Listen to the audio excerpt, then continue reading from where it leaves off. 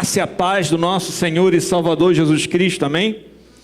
É uma grande honra estar com vocês hoje, mais um domingo, o dia do Senhor, para cultuarmos a Deus juntos e nesse momento ouvirmos a santa palavra de Deus. Hoje nós vamos dar continuidade na nossa série de mensagens em Apocalipse. Então, na mensagem anterior, nós consideramos a abertura dos 4 primeiros selos, que lançaram os 4 cavaleiros do Apocalipse, trazendo guerra, fome e peste. E a mensagem dos 4 primeiros selos, que é que se estivermos em Cristo, seremos vitoriosos sobre essas dificuldades. E hoje nós vamos considerar a abertura do 5º e do 6º selo. Então, notamos nesse texto os santos martirizados clamando por justiça. Eu peço que você abra a sua Bíblia em Apocalipse, no capítulo 6. Nós vamos observar os versos 7 a 17.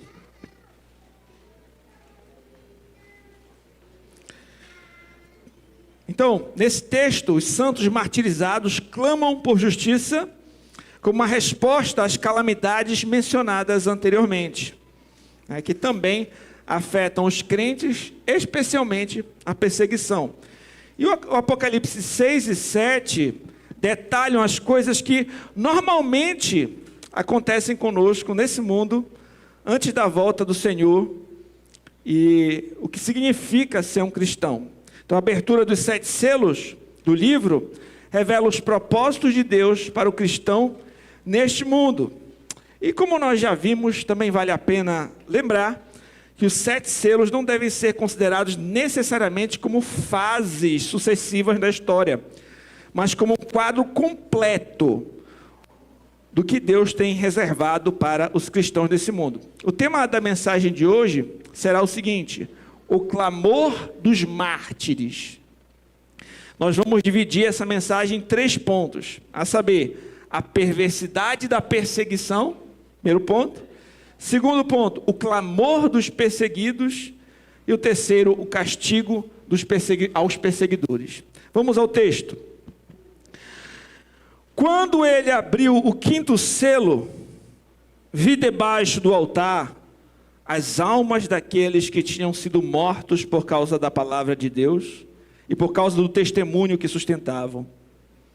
Clamavam em grande voz, dizendo: até quando, ó soberano Senhor, santo e verdadeiro, não julgas nem vingas o nosso sangue dos que habitam sobre a terra? Então, a cada um deles foi dada uma vestidura branca. Eles disseram que repousasse ainda por pouco tempo, até que também se completasse o número dos seus conservos e seus irmãos, que iam ser mortos como igualmente eles foram. Vi, quando o Cordeiro abriu o 6º selo, e sobreveio grande terremoto. O sol se tornou negro como saco de crina, a lua toda como sangue. As estrelas do céu caíram pela terra, como figueira quando abalada por vento forte. Deixa cair os seus figos verdes, e o céu recolheu-se como um pergaminho quando se enrola. Então, todos os montes e ilhas foram movidos do seu lugar. Os reis da terra, os grandes, os comandantes, os ricos, os poderosos, todo escravo, todo livre, se esconderam nas cavernas e nos penhascos dos montes, e disseram aos montes e aos rochedos: cai sobre nós, escondei-nos da face daquele que se assenta no trono e da ira do Cordeiro, porque chegou o grande dia da ira deles. E quem é que pode suster-se? Vamos ao Senhor em oração. Santo Deus e Pai Todo-Poderoso, nós estamos diante da Tua santa palavra. Ela é lâmpada para os nossos pés, ela é luz para o nosso caminhar, ela é alimento para a nossa alma.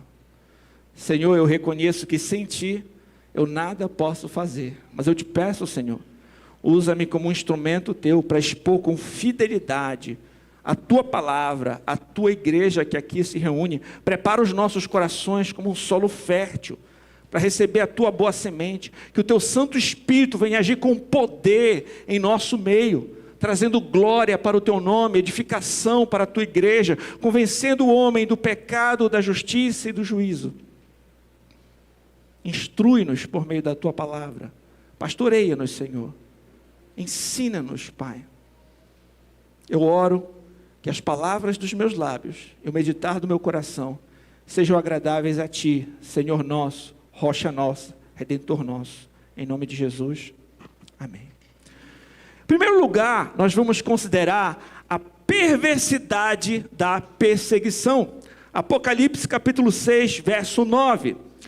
A palavra de Deus diz assim: quando ele abriu o quinto selo, vi debaixo do altar as almas daqueles que tinham sido mortos por causa da palavra de Deus, por causa do testemunho que sustentavam. Nesse ponto, João descreve a abertura do quinto selo. Ele vê debaixo do altar as almas dos mártires, isso é, aqueles que foram mortos por causa da palavra de Deus, do testemunho que eles sustentavam. São crentes que já passaram pela perseguição, estão agora no céu, aguardando a glória total. Um teólogo chamado D.C. Ladd afirmou: todo discípulo de Jesus é essencialmente um mártir. E João tem em mente todos os crentes que sofrem dessa maneira. Sobre a visão de João sobre as almas debaixo do altar, Joel Bick comenta o seguinte: quando o animal era sacrificado no altar do holocausto, o sangue era recolhido numa bacia debaixo do altar. Na sua visão, João não vê o sangue de animais debaixo do altar, mas sim as almas de homens, mulheres e crianças que perderam as suas vidas por causa de Cristo. Eles devem perder as suas vidas por amor a Cristo. Isto pode ser literalmente verdade, como martírio físico em alguns países, mas também é verdade metaforicamente e espiritualmente aqui, Joel Bick pontua. E o que é guardar a verdade de Deus no coração, meus irmãos? É dar o testemunho com a própria boca estar disposto a morrer pela sua fé. Esta é o que esses irmãos tinham feito. Então o Senhor Jesus Cristo alertou em outra parte das Escrituras: estas coisas vos tenho dito para que tenhais paz em mim. No mundo passais por aflições, mas tende bom ânimo, eu venci o mundo. Queridos, esse mundo é uma guerra para o crente. Nós não estamos aqui num parque de diversões. Não pense que aqui a gente já está no novos céus e nova terra.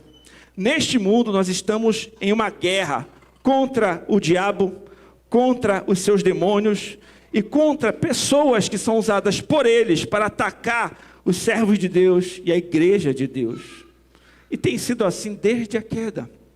Se você parar para observar, há perseguições aos servos de Deus desde quando o Senhor falou para a serpente: porém inimizade entre ti e a mulher, entre a tua descendência e o seu descendente. Este te ferirá a cabeça e tu lhe ferirás o calcanhar. Caim matou o seu irmão Abel por inveja. Faraó perseguiu Moisés e o povo de Israel. Daniel certamente sofreu por sua fé. Homens ímpios tramaram contra ele e ele foi jogado na cova dos leões. Mas Deus o preservou. Os heróis da fé, ali encontrados em Hebreus 11, que almejavam uma pátria superior, foram perseguidos, foram maltratados, foram mortos. E o próprio Senhor Jesus Cristo foi traído por Judas, foi difamado por religiosos, por judeus. Ele foi condenado por Herodes e por Pôncio Pilatos. O apóstolo Paulo também falou na antessala do martírio, em uma prisão: quanto a mim, estou sendo já oferecido por libação. O tempo da minha partida é chegado. Combati um bom combate. Terminei a carreira. Guardei a fé. Já agora a coroa da justiça me é guardada, a qual o Senhor, reto juiz, me dará naquele dia. Não somente a mim, mas também a todos quanto amam a sua vinda. Quando nós estudamos também esse livro de Apocalipse, eu falei a respeito de Policarpo, de Esmirna. O bispo de Esmirna, ele também foi morto por sua fé e pediu que o seu sacrifício fosse aceito como um sacrifício rico e aceitável a Deus, a sua morte como um sacrifício rico e aceitável a Deus. Muitos cristãos, ao longo da história da igreja, foram mortos pela sua fé. Muitos cristãos foram torturados e até mesmo mortos pelos imperadores romanos. Em outras épocas, os cristãos foram expulsos de um lugar para o outro, chicoteados, queimados vivos ou decapitados. Então, essa tem sido o que a igreja cristã tem passado ao longo dos séculos. E 2 Timóteo 12, 3, do verso 12 ao 13, diz o seguinte: todos quantos querem viver piedosamente em Cristo Jesus serão perseguidos, mas os homens perversos e impostores irão de mal a pior, enganando e sendo enganados. A igreja cristã tem passado por perseguições. Os crentes têm sido perseguidos desde o começo e continuam sendo perseguidos até hoje. Enquanto George Whitefield pregava ao ar livre, Whitefield ele pregava ao ar livre porque não cabia de tanta gente que queria ouvi-lo, né? E ele pregava, as pessoas ficavam em pé na grama e tinham pessoas que estavam ali simplesmente para atrapalhar a pregação dele. Então tinha gente que tocava tambor, tinha gente que tocava trompete para atrapalhar a pregação de Whitefield. Charles Spurgeon também encarou perseguições. Ele estava orando e depois da leitura das Escrituras, os inimigos da obra de Deus se levantaram gritando: fogo! Fogo! E apesar de todos os esforços de Spurgeon e dos outros crentes, a grande massa da gente se alvoroçou e entrou em pânico. Então, nessa ocasião, 7 pessoas morreram. 8 ficaram gravemente feridas. Spurgeon comportou-se com calma durante todo o tempo dessa catástrofe, mas depois ele passou dias prostrado, sofrendo em consequência desse tremendo choque. Então, ele começou a pregar. Quando o Spurgeon pregava, era uma multidão que ia também para assisti-lo, e tinham pessoas ali que gritaram fogo. Aí teve essa confusão toda, pessoas morreram. Spurgeon, inclusive, entrou em depressão, né, por conta desse tipo de situação. Então nós precisamos saber, meus irmãos, com clareza, que existe uma batalha espiritual que os servos de Deus enfrentam. Que Satanás tenta frear o avanço da igreja, perseguindo os servos do Senhor, disseminando contendas, mentiras, promovendo divisões, intrigas, imoralidade, mundanismo, heresias e até mesmo esse ataque físico que nós vimos aqui. E os crentes, mesmo diante de hostilidade, devem perseverar no seu testemunho, fiéis ao Senhor. Devem entender isso como um sacrifício que é feito a Deus. Como diz lá em Romanos 12: rogo-vos, pois, irmãos, pelas misericórdias de Deus, que apresenteis o vosso corpo por sacrifício vivo, santo e agradável a Deus, que é o vosso culto racional. Portanto, meus irmãos, uma vida dedicada a Deus, confiando em Cristo, obedecendo a sua palavra, é como um sacrifício aprazível a Deus. Eu pergunto a você: quanto da sua vida está debaixo do altar? Quanto você sacrifica pela sua fé? O quanto você tem entregado a Deus da sua vida? O Dr. Russell Shedd, certa vez ele falou sobre os servos de Deus, que triunfo não é ausência de batalha. No grande dia do Senhor, quando nós estivermos ali, os servos fiéis do Senhor estiverem ali, nós estaremos lá, feridos, mancos, sangrando, mas estaremos lá. Então, essa é a primeira parte. A terrível perseguição que os servos de Deus passam. Em segundo lugar, nós vamos observar o seu clamor. o clamor dos perseguidos. A palavra de Deus diz assim: clamaram em grande voz, dizendo: até quando, ó soberano Senhor, santo e verdadeiro, não julgas nem vingas o nosso sangue dos que habitam sobre a terra? Então a cada um deles foi dada uma vestidura branca. Eles disseram que repousasse ainda um pouco tempo, até que também se completasse o número dos seus conservos, seus irmãos que iam ser mortos, como igualmente eles foram. Esses crentes no céu, eles oram a um Deus que é soberano. Em outras palavras, eles clamam ao Senhor, que é soberano sobre todas as coisas, inclusive sobre o sofrimento deles. O Senhor sabe até mesmo do sofrimento dos seus servos. Meus irmãos, isso não passa escondido aos olhos do Senhor. Mas Ele faz, ainda assim, com que todas as coisas cooperem para o bem daqueles que o amam. Além disso, o Deus que é santo e verdadeiro, o Deus que exige que o mal seja punido, e será fiel à sua promessa de executar essa punição. Nesse ponto, nós encontramos um clamor pela manifestação da justiça de Deus, pois Deus seria considerado injusto se Ele não punisse aqueles que injustamente perseguem o seu povo. Simon Kistemaker afirmou: diante do trono de Deus, os santos clamam em alta voz para o juiz de toda a terra, e ali pedem por justiça. O volume do clamor deles indica insistência e perseverança, como no caso da viúva na parábola do juiz iníquo. Jesus encerra a parábola perguntando: não fará justiça o Deus aos seus escolhidos, que a Ele clamam dia e noite? Então, a palavra diz que a cada um foi dada uma vestidura branca. Eles disseram que repousasse ainda por um pouco tempo, até que também completasse o número dos seus conservos, dos seus irmãos que iam ser mortos, como igualmente eles foram. Queridos, a vestidura branca que eles recebem diz respeito à pureza, representa a santidade, a pureza. A exortação para repousar significa que os santos no céu devem ser pacientes no seu desejo de que Deus lhes atenda o pedido. E sobre esse tempo é válido ressaltar que os últimos dias estendem-se por todo o período da ressurreição de Cristo até a sua volta final.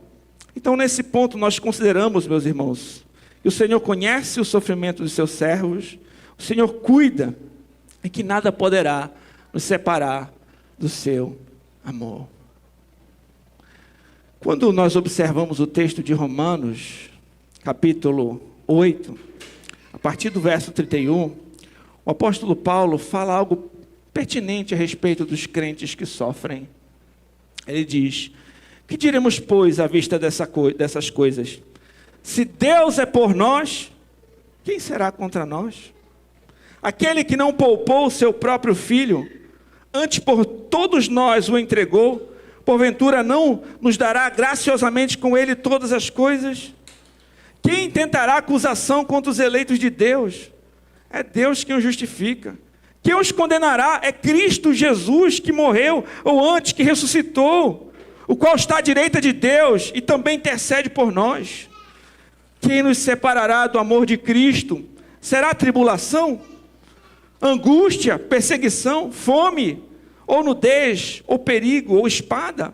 Como está escrito: por amor de ti, somos entregues à morte o dia todo, fomos considerados como ovelhas para o matadouro. Em todas essas coisas, porém, somos mais que vencedores por meio daquele que nos amou. Porque eu estou bem certo de que nem morte, nem vida, nem anjos, nem principados, nem as coisas do presente, nem do porvir, nem poderes, nem altura, nem profundidade, nem qualquer outra criatura poderá separar-nos do amor de Deus que está em Cristo Jesus, nosso Senhor. Alguém afirmou que esperar que Deus atue, que Ele corrija as coisas, pode parecer tão longo. Somos tentados a perguntar se de fato esse dia algum vai chegar. se as coisas vão se resolver. Mas, amigo, você pode ter certeza que o dia da justiça chegará. A pergunta, até quando? Um dia será respondida, para a plena satisfação de todo crente que clamou a Deus com lágrimas quentes. Deus estabeleceu um dia em que corrigirá as coisas. O sofrimento do povo de Deus tem um prazo de validade. O tempo de Deus, meus irmãos, não é o nosso tempo. Nós devemos expressar paciência, descansando em saber que o entendimento do Senhor ultrapassa o nosso. Às vezes a gente quer que as coisas sejam feitas da nossa forma, no nosso tempo, do nosso jeito. Mas o Senhor é soberano e precisamos descansar na sua sabedoria, na sua soberania, na sua fidelidade, na sua onisciência. Para esperar que as nossas orações, nós podemos esperar que as nossas orações por justiça serão ouvidas diante do trono de Deus. Nós podemos esperar por isso, porque elas serão ouvidas. E para nós refletirmos, cada um reflita sobre si mesmo neste momento. Nós nos aproximamos de Deus com uma consciência reverente de que Ele pode julgar as nossas atitudes e ações. Como podemos orar pela justiça de Deus e sua glória se abrigarmos amargura contra os outros e não refletirmos o seu caráter? Quando clamamos por justiça, o nosso maior desejo é que a reputação e o nome do Senhor sejam honrados, ou a nossa reputação e o nosso nome? Vamos meditar e refletir a respeito disso. E nós vamos para o nosso terceiro ponto, que é o castigo dos ímpios. O texto diz: vi quando o Cordeiro abriu o 6º selo, sobreveio grande terremoto, o sol se tornou negro como saco de crina, a lua toda como sangue, as estrelas do céu caíram pela terra como a figueira, quando abalada por vento forte, deixa cair seus figos verdes. O céu recolheu-se como um pergaminho quando se enrola. Então todos os montes e ilhas foram movidos do seu lugar.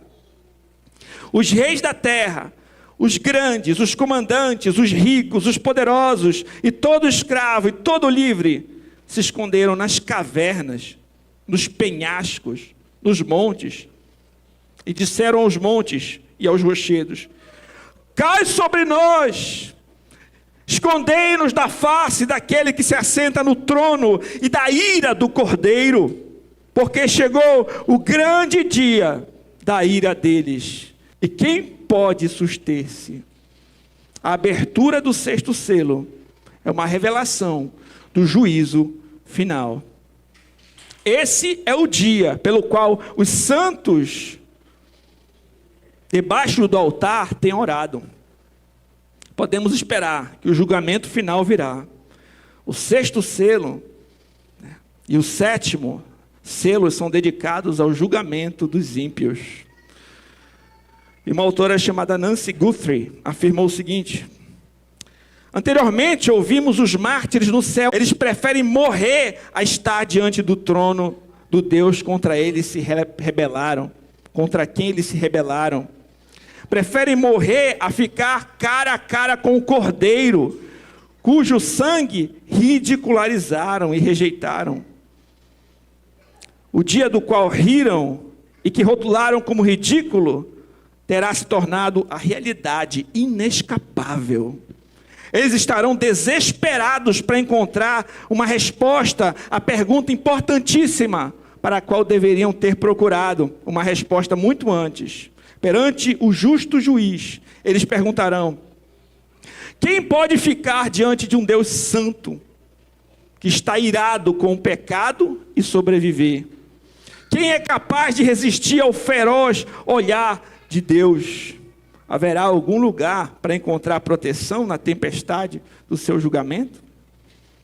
No Apocalipse, meus irmãos, os inimigos de Deus e do Cordeiro veem as montanhas e as rochas que caem e desesperados imploram para que elas caiam sobre eles. Eles preferem morrer esmagados do que ter que enfrentar a ira divina. Que imagem desesperadora, imagine isso. Olhando as montanhas, os montes, as cavernas, caiam sobre nós! Eles preferem ser esmagados por montanhas do que encarar a ira do Cordeiro. Deus é retratado como aquele que está sentado no trono do céu e cuja face ninguém jamais pode se esconder. J.K. Bill afirma: a segurança terrena deles será arrancada para que eles compareçam espiritualmente desnudos diante do tribunal de Deus no último dia. Os que moram na terra não confiaram no Cordeiro que foi morto pelos pecados do mundo, consequentemente terão que sofrer a sua ira destruidora e não conseguirão resistir a ela. Então, o manso Cordeiro que foi morto na cruz está agora numa posição exaltada sobre todo o cosmos para derramar a sua ira, pois o juízo vem não apenas da parte de Deus, mas também do Cordeiro, porque ele não é apenas amoroso para com o seu povo, mas também é justo juiz dos seus inimigos. Meus irmãos, a gente precisa considerar a bondade, a misericórdia, mas também a santidade e a justiça de Deus. Esse texto é fortíssimo. Nas Escrituras nós vemos exemplos de juízo divino. Por exemplo, quando você observa a Gênesis ali no capítulo 6, o Senhor vê o intento do coração humano.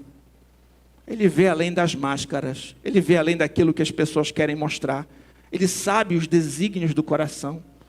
E ele vê que é continuamente mal o intento do coração das pessoas.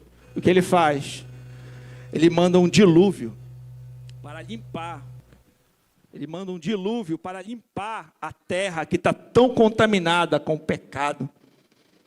O Senhor preserva Noé, a sua família, mas o mundo morre afogado num dilúvio. Nós vemos Sodoma e Gomorra. O Senhor destrói aquelas cidades. O Senhor chama Jonas para ir até a cidade de Nínive, para chamar aquele povo ao arrependimento. Porque ele diz: o pecado deles tem sido grande contra mim. Dentro de 40 dias, Nínive será destruída. Chame eles ao arrependimento. O Senhor mostra o seu juízo em algumas partes nas Escrituras. Mas esses são apenas figuras pequenas, ilustrações do que acontecerá no juízo final. Portanto, aqueles que militam contra a igreja do Senhor serão esmagados naquele grande e terrível dia. Esse grande dia está chegando para cada um de nós. Quando ficarmos cara a cara com o Cordeiro, estaremos com Ele na sua salvação ou estaremos diante dEle em condenação? Estaremos diante dEle em terror ou estaremos diante dEle em alegria? Nos regozijaremos em sua maravilhosa graça ou ficaremos aterrorizados diante da sua justa ira? Graça ou ira? Perdão ou condenação? De que lado você está? Reflita sobre isso. Arrependa-se dos seus pecados enquanto há tempo. Renda-se ao Senhor Jesus Cristo agora, porque chegará o dia em que será tarde demais. Vamos ao Senhor em oração. Santo Deus e Pai, a Tua palavra penetra no mais profundo do nosso ser. A Tua palavra é como uma espada, ela é cortante. Ela mostra os intentos, as intenções do nosso coração. Nós estaremos diante do Senhor, Pai. Aquele cujos olhos ninguém pode se esconder. Aquele que é o juiz de toda a terra. Senhor, tem misericórdia de nós, Pai. Que nós estejamos em Cristo, verdadeiramente. Não deixa que ninguém seja enganado pela malignidade do pecado, mas que os nossos corações estejam no Senhor Jesus. Estejamos do lado certo nesse dia, Pai. Que a nossa fé seja fiel, não deixa que enganemos a nós mesmos. Ó Pai, que possamos considerar tanto a Tua misericórdia, mas também a Tua santidade, a Tua justiça, Senhor. Nos ajuda a viver para a Tua glória. Fortalece o Teu povo, fortalece a Tua igreja. E nos ajuda a confiar em Ti, mesmo diante das provações que certamente virão. Eu oro em nome de Jesus Cristo. Amém.